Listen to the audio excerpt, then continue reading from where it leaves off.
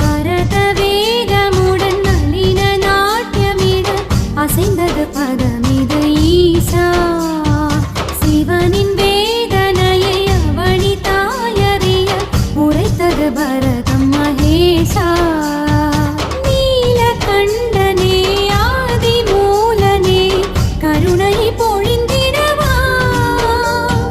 கங்கை நாதனே கைலை வாசனே கடும் துயர்